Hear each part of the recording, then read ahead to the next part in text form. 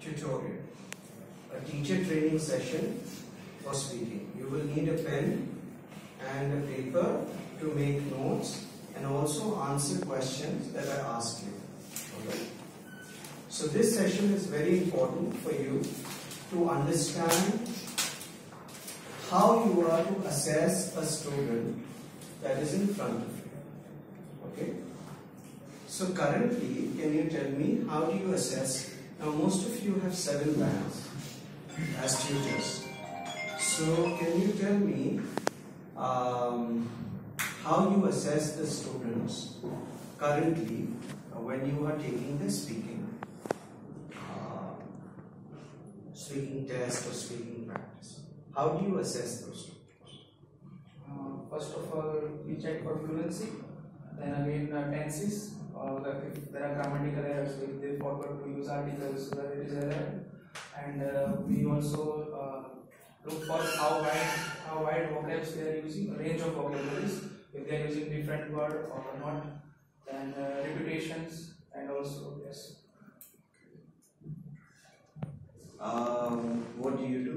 Sir, first of all I check relevant content, then I check fluency, and then other modules like grammar and complex sentence use.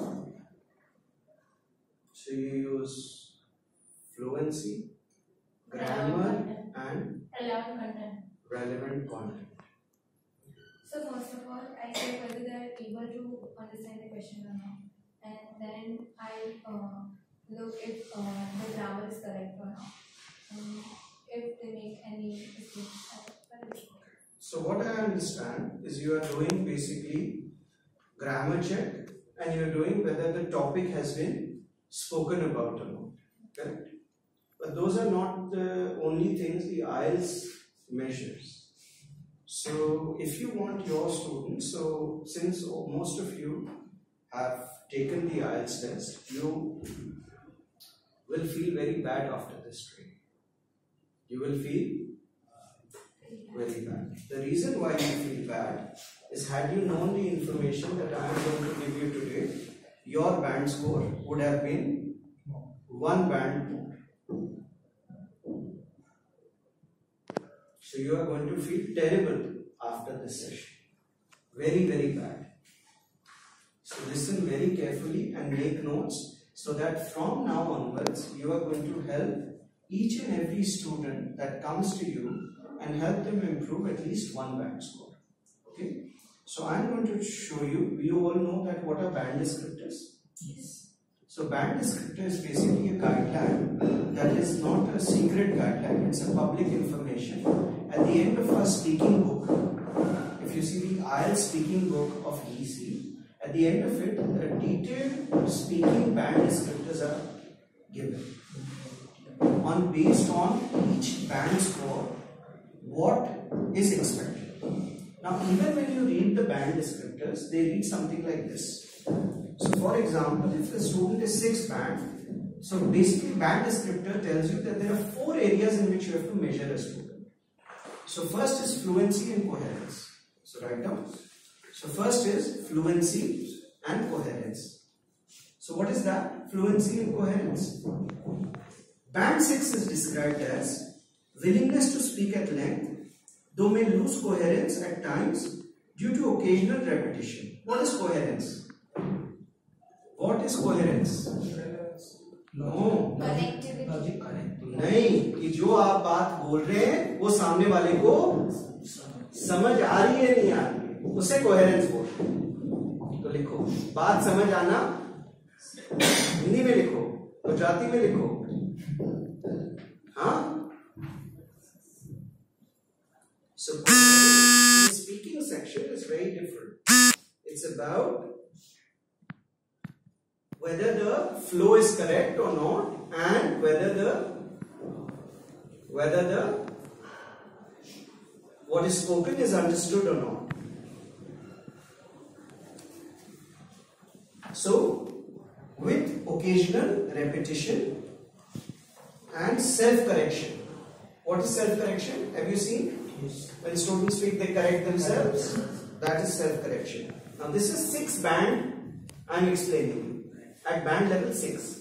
It's different at band level 7, it's different at band level 8. So you need to, have you read this information? We never told it. How many of you have read this information? How many of you have no idea what I'm talking about? Huh? You have no idea what I'm talking about. So I will try. Okay, that's good. So page number is 221. 221.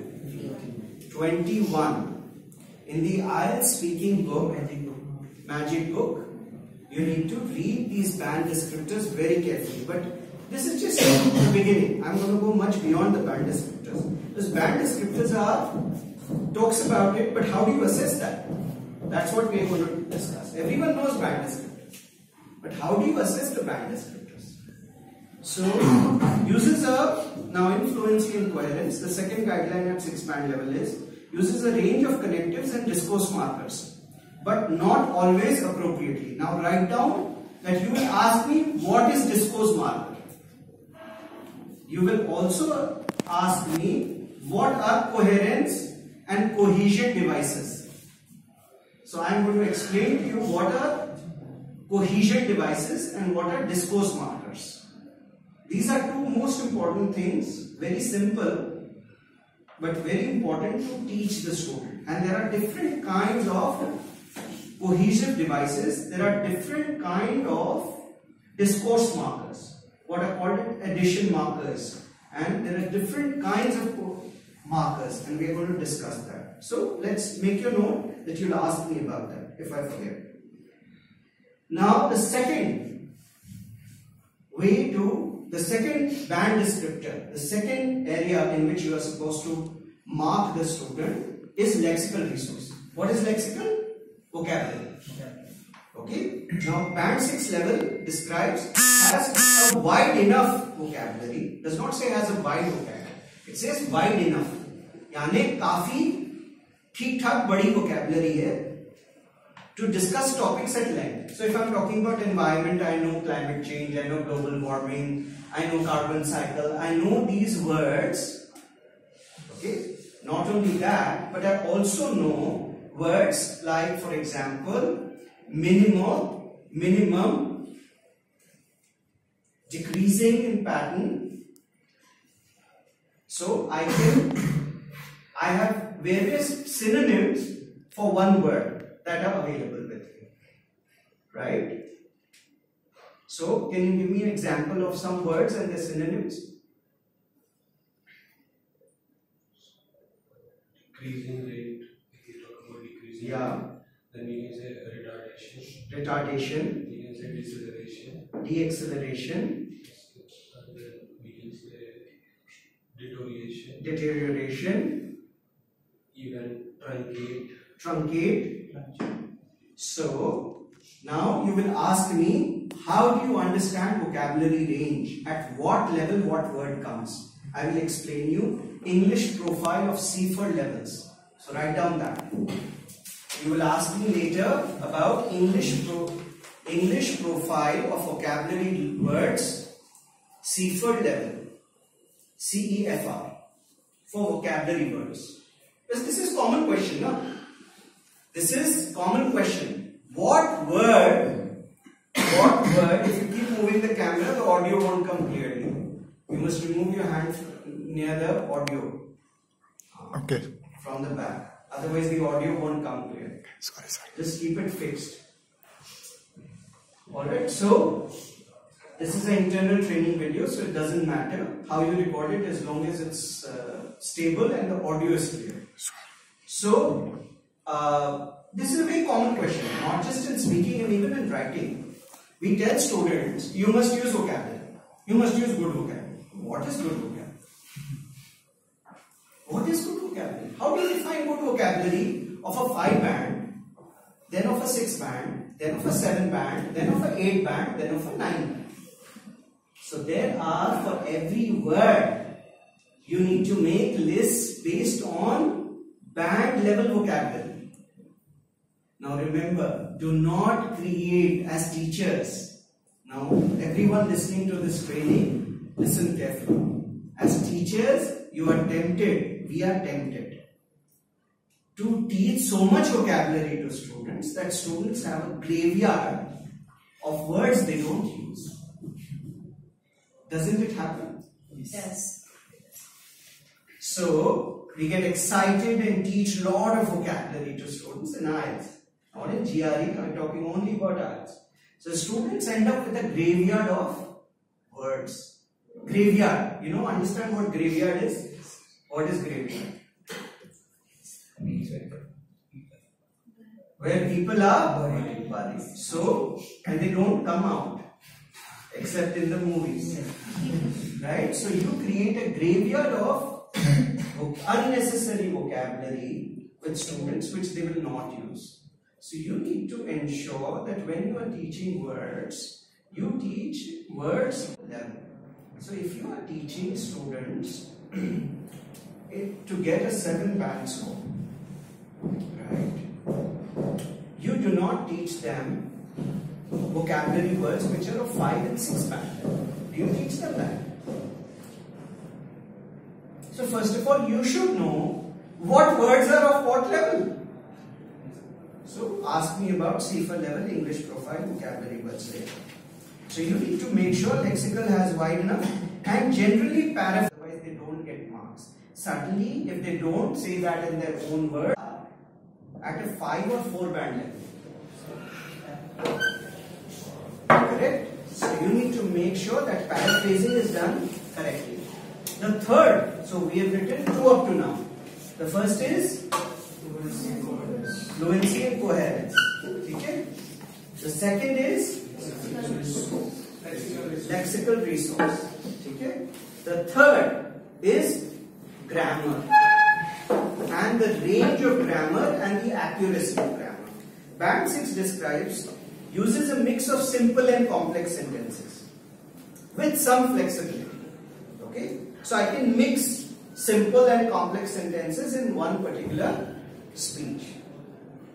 Frequently produces errors and error-free sentences. So frequently produces error-free sentences.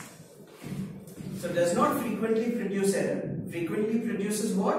Error-free. So let's say if I am speaking 7 sentences, 2 may be of error, with error, and 5 are without error. Okay? And then may make frequent mistakes with complex structures. So if I am speaking complex sentences, I am making frequent errors. That is allowed at the 6 band level. Though these rarely cause comprehension problems. यानी मैं complex sentences बोल रहा हूँ, गलत थोड़े बोल रहा हूँ, frequently गलत बोल रहा हूँ, but मेरे को समझने में आपको तकलीफ थी. समझ रहे हो ये बात है ना? तो एरर फ्री सेंटेंसेस कहां देने हैं? Simple sentences. और कॉम्प्लेक्स में क्या है? एरर्स हो रहे हैं, बस समझने में तकलीफ नहीं हो रही. ये लेवल 6 का, बैंड 6 का मैं बताता हूं. बैंड 7 का तुरंत बदल जाता है. ठीक है? Uses now the last thing is pronunciation. तो अभी तक आप 2 चीजें मेजर कर रहे थे, अब आपको कितनी चीजें मेजर करनी है? 4.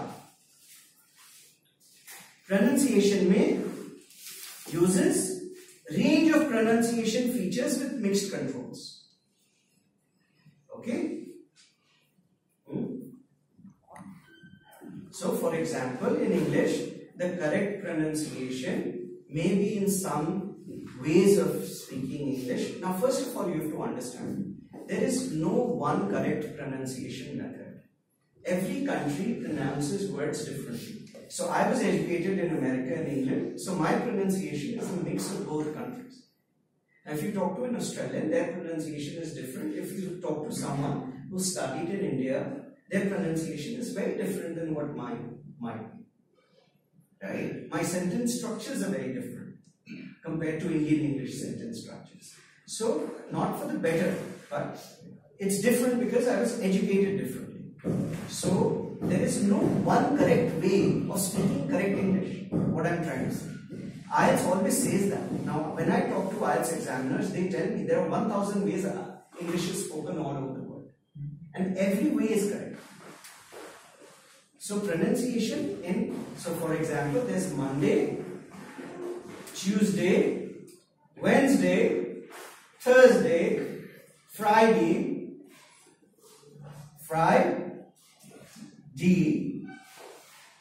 Saturday, Sunday.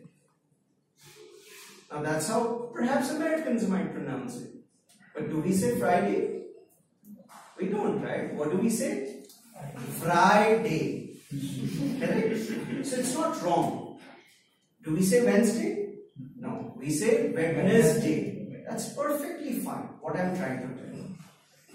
As long as pronunciation is done in the local manner, in the way the students been educated, that is perfectly fine. They don't have to put on a fake accent in order to perform well in the speaking test. You don't want to do that. Nor do you want to teach students to do that. But you want to correct pronunciation. So, you want to say, if you can correct, definitely teach them Wednesday. If you can correct, instead of autobiography, learn to teach them autobiography. Sorry, I made it the corrected pronunciation when I was supposed to speak the wrong. Biography, you will autobiography. Right? So you can always teach. Yeah. So instead of saying museum, you can teach. So museum. You can teach them correct pronunciation as far as possible. So you need to learn the correct pronunciation. It's very easy to Google words and to listen correct pronunciation.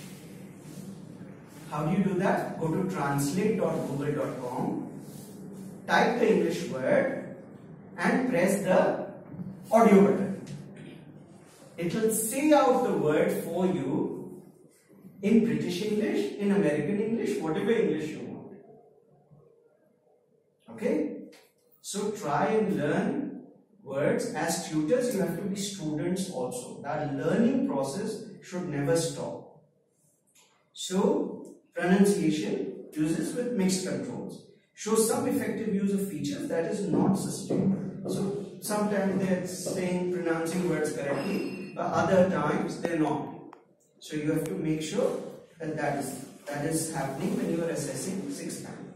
Can generally be understood throughout. The difference between a 6th band student and a 5 band student is difficult to understand a 5 band student. Whereas when a 6th band student speaks, you are able to understand. That is the biggest difference. Okay? So, when you are even marking students, first of all, remember, be kind. Don't be harsh. Every time you are harsh, you are discouraging the student. Speaking is something, if you are encouraged to speak, only then you speak. If I discourage you that you are not good, you will not speak. Even if you know you will not speak. Even if there is a fire in the other room, you will not speak. Because you are so discouraged. So you have to encourage them to speak out. That's very important. Yeah. So that's something. Now, going on, how do you assess? What will you? So I want you to make a grid like this with 6 blocks. In 4 different pages, you will make table of 6 and write in each table, each block. So make small ones if you're out of pages. Okay? Yeah. 10 minutes. Okay? So you will make table of 2 columns and 3 rows. Yeah, quickly. We have to finish this quickly. Now you will ask yourself, this is for you, huh? This is not for the student. But what is good for you will be 100 times good for the student. So now on, you will mark for every student, you will write it on a piece of paper. Yourself. Every time. For every student. And you will write and give that to the student. Okay? So what will you write? First, we are going to discuss fluency and coherence. You are going to ask 3 questions. Are the answers in appropriate length for the task? Write down. Are the answers of an appropriate length for the task? Can you come close? Yeah. So you will make a table like this. That's your first. In that you will write down the first question. That's your first question. So write down above. And then in the first column you will write down good. And in the second column you will write down not so good. And then you will write down the reasons why you felt it is good or not so good. Okay? Are you able to see? Yes. So here is the question. And then here is good and not so good. Just like that. Okay? Yeah. So here is the question. And then good and not so good, for example. Okay? So on top of the row, you will write down the question and then good and not so good. Okay? Again the question.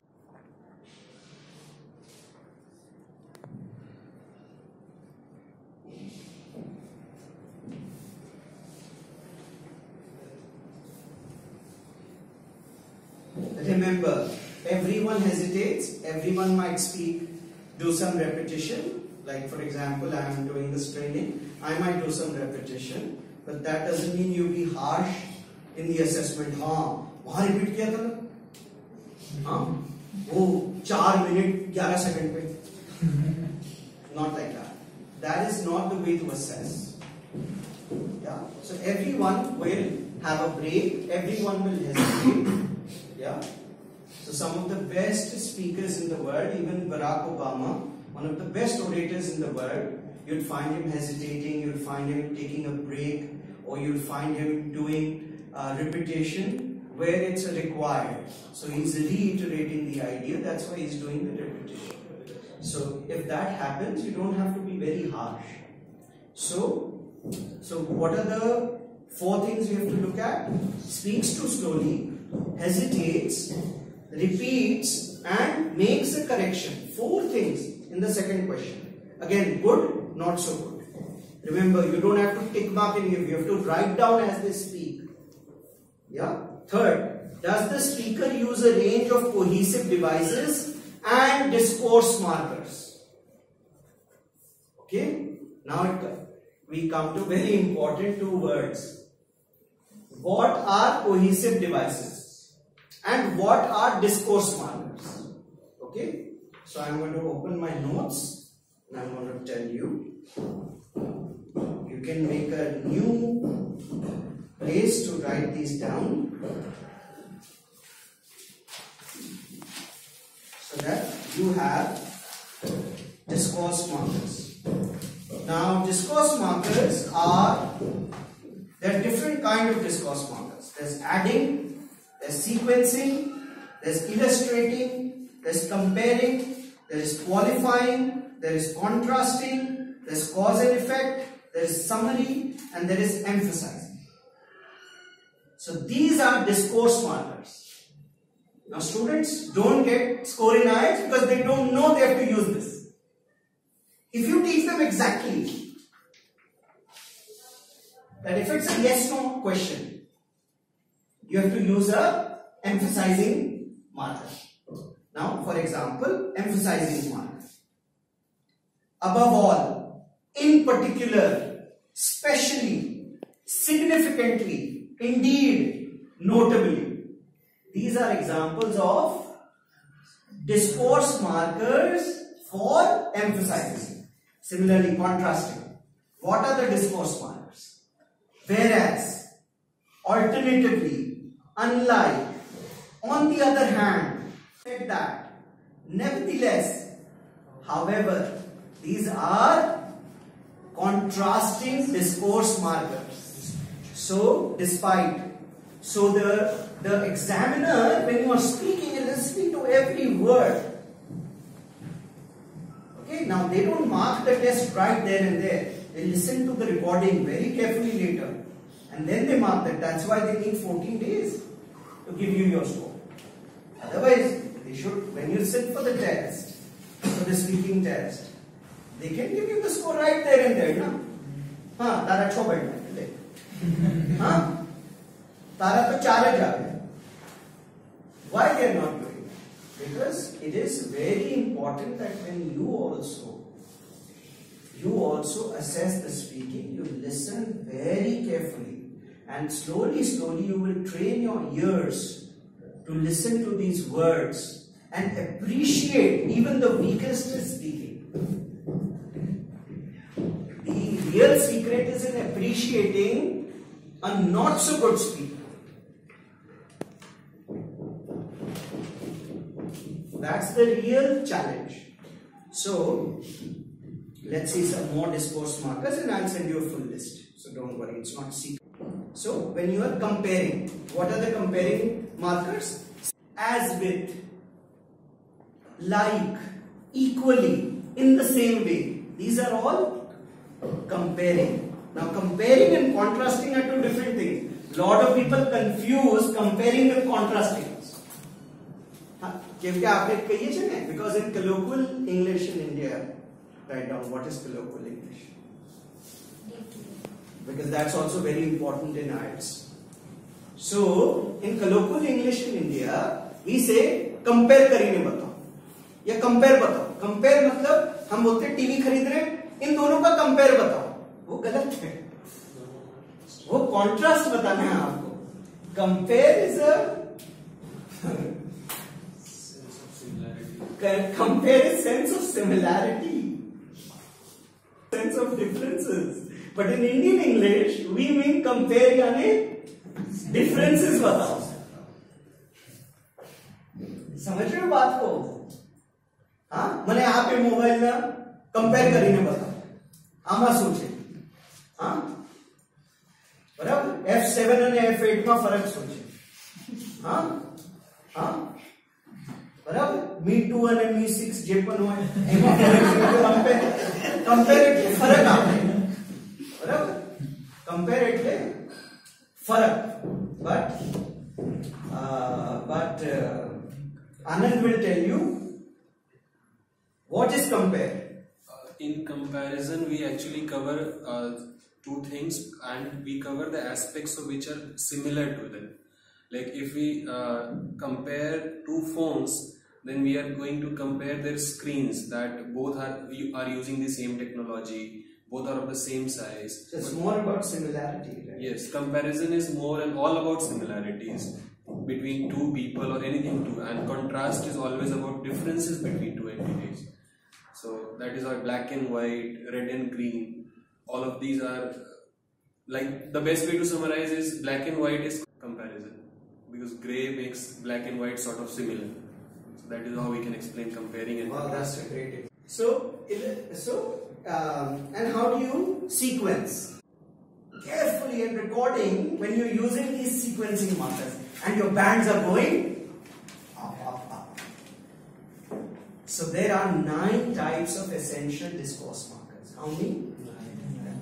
What are those 9 types? I already told you. Adding, sequencing, illustrating, comparing, qualifying, contrasting, cause and effect, summary, emphasizing. These are the 9 types of essential, what are these? Discourse markers. Now let us discuss what are cohesive devices. Cohesive, again, there are 10 types of essential cohesive devices. Okay? So cohesive, what is cohesive devices? जोड़ना, एक दूसरे को जोड़ना, यानी एक जो बोल रहे हो उन चीजों को जोड़ना. So cohesive devices, there's comparison. So there's also equally, similarly, likewise compared with addition, right?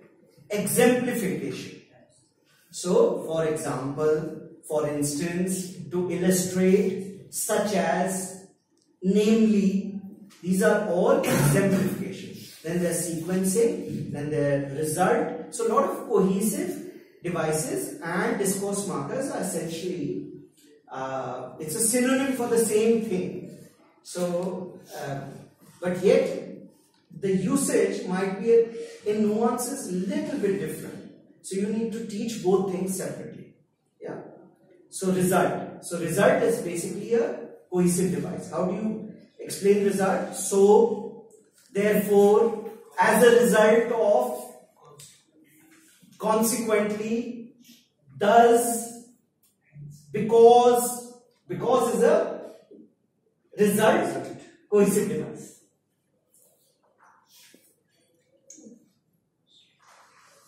So, and then they are highlighting cohesive devices. So, in particular, specially, mainly, particularly, above all. So, you are highlighting.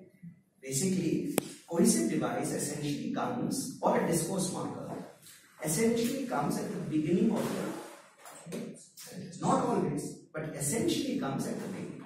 It sets the tone or the direction in which you are going to speak. Adds meaning to what you are going to speak and ties in the sentences through which you are transitioning. जिसे क्या बोलते हैं? Fluency. Simple भाषा. तो आप fluency produce कर सकते हो, उगा सकते हो. अगर आप सही तरह कैसे फ्लुएंसी आती है वो सिखाओ. તું ફ્લુએન્ટ નથી, તારી પ્રોબ્લેમ છે ફ્લુએન્સીમાં, એ સુધારીને. અરે કેવી રીતે સુધારે? હા જો તો એ તો વાતચીત કરવું પડશે. ઘરે પણ ઇંગ્લિશ બોલ, બસ થઈ ગયું ગાઈડન્સ. જાઓ, એથી બેન્ડ સ્કોર ઇમ્પ્રુવ ના. તમને આ બધી વસ્તુ પહેલા દિવસથી ખબર હોય તો તમારું 1 બેન્ડ સ્કોર એટલીસ્ટ ઇમ્પ્રુવ થાય પ્રેક્ટિસ કરી. કેમ કે તમને ખબર છે શું વસ્તુ ક્યાં આગળ લાવે, જેથી મારું ફ્લુએન્સી આવે. બરાબર? So done. You will use good, not so good. तो वो सुनना पड़ेगा ना पहले तो. The second, lexical resource. Again 6 grids. Write down quickly 6 grids. Barabar? First, range of vocabulary. Now, what does it use? Everyday vocabulary, less common vocabulary, is a colloquial expression to India. Okay? I skipped the third lesson in school. Is a colloquial expression of another country. In India, nobody will speak that. Right? Very clear example I am telling you. Okay? I am going for a movie is a colloquial expression. Otherwise, I am going for a film. Formal English will teach you that. Movie is colloquial English.